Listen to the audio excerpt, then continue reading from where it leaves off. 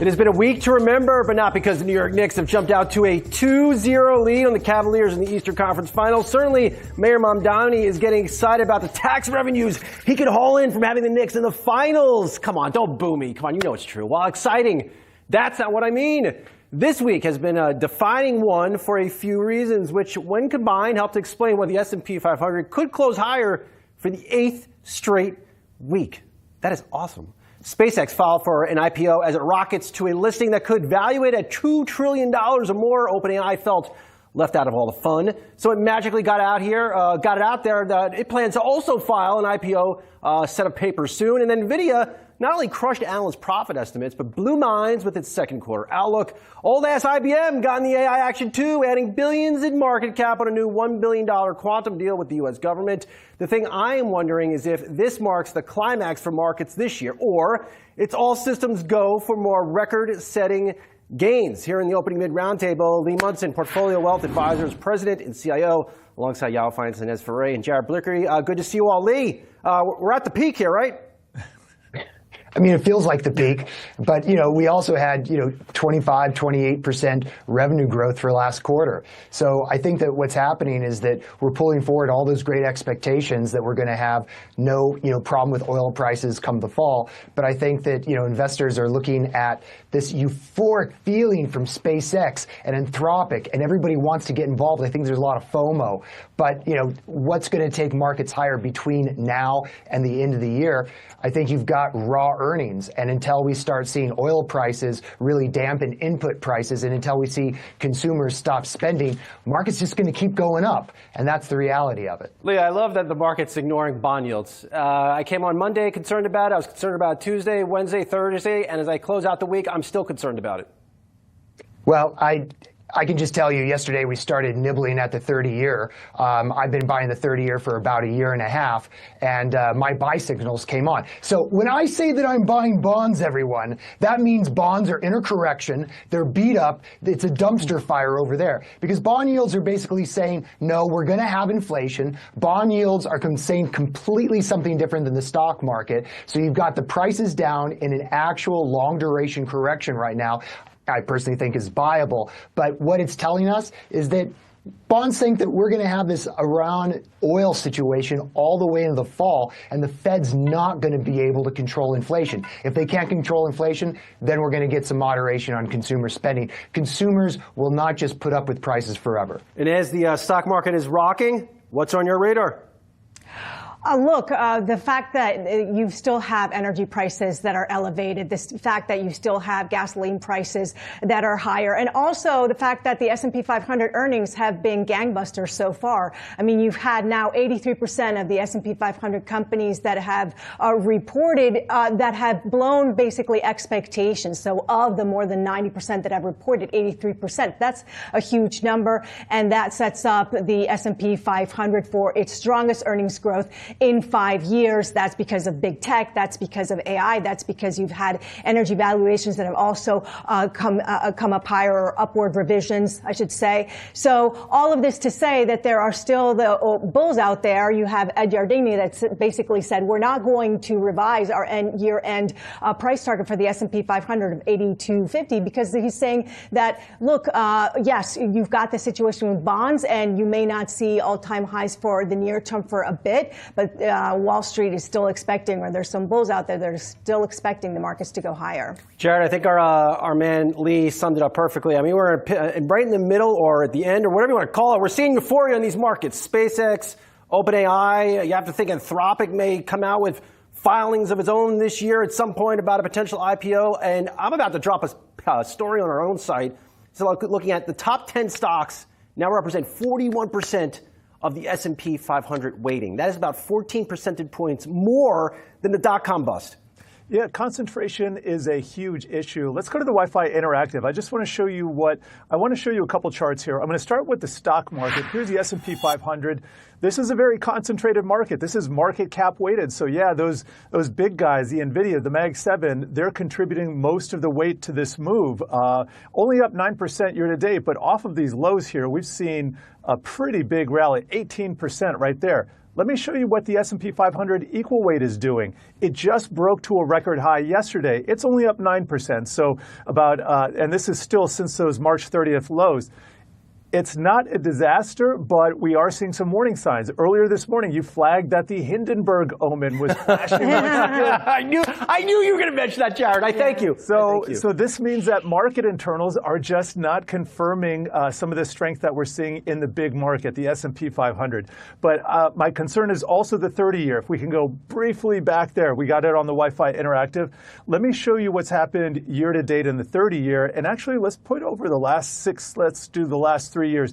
You can see we have this wedge that was forming, and we broke just above it here. Now, my concern isn't the absolute level, it's the speed of the move. So if we really get going and we kind of zigzag higher like that, that's going to be something that weighs on stocks. Bond market volatility causes the big institutional money to reduce their exposure, their leverage in the market, and that's when you see sell-offs in stocks. So if we see a rapid rise in the 30-year, that's what we need to be concerned about. To Lee's point, let me show you the bond prices. These are 10-year Treasury note futures. If I show you a 6-year chart, you can see how beat up they are. They've just been camping out by these lows for a long time. So this is probably not a bad time to buy bonds, but the risk is for just about any investor here that if we get a lot of bond market volatility, just spills over into risk markets. Lee, I don't know how you're going to top a shout out to the Hindenburg omen. I mean, but you could try, man.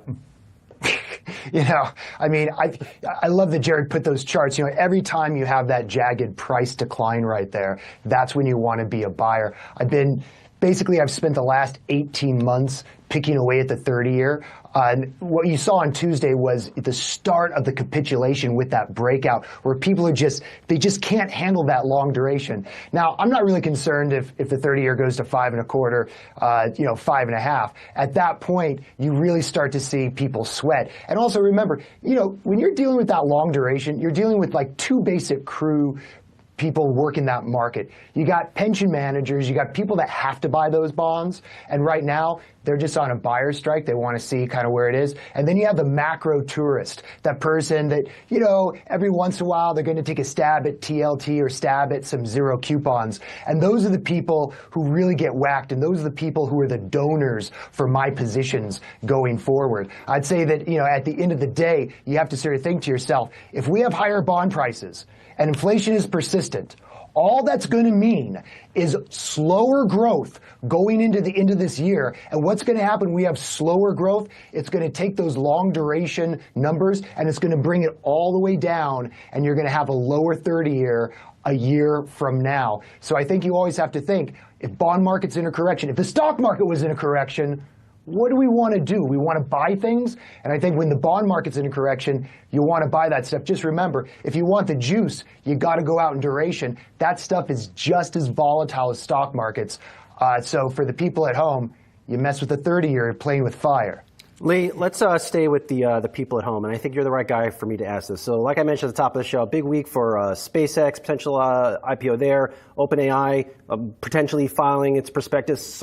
It could even come at some point today. Whatever it is, these two companies are very likely to be public companies at some point this year. And I think back to all these stupid stories I still continue to see pop up. If you invested $1 in Amazon when it IPO'd, you'd be a millionaire. Like on day one, what do you do with these companies? I don't think you do anything. I would love to have these companies come out, see a big pop, and then actually buy it at a much lower valuation. Doesn't everybody remember Facebook came out at $40, years ago? It was the most expensive IPO at the time, and then it settled around 16 before it started moving up. I mean, that was over a 50% decline. My view is, first of all, let's look at the red to yellow flags.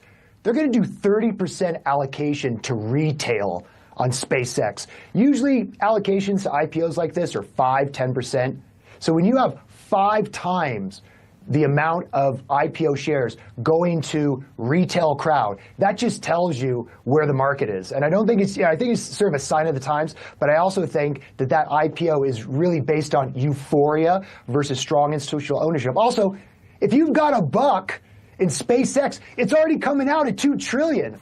You lost when it was at 1.5, $1 trillion. When was it $100 billion? So we've missed all this upside. Every investor is just taking out private equity. You're just taking out all these massively wealthy institutions that are 10x, and you're taking out the 10x 15x player. I don't want to do that. I'd rather see SpaceX come out at $2 billion, let the punters punt, and then buy this thing when it's $1 trillion. Also, do they make any money? Can they make a profit? Where are the earnings? There's no earnings on SpaceX.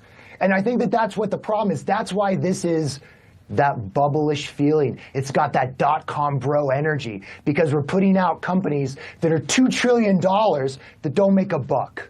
Jared, this is exactly what you wrote about. Yeah, well, I think there's something to be learned here from IPOs in general. I'm going to throw out a stat that I got from Kathy Donnelly, wrote the book on how to trade IPOs. According to her research, researching hundreds of these, 90% of IPOs undercut their first day lows, usually within the first year. So it costs you nothing to sit most of these out. There are very few IPOs that are huge that just rally out of the gate.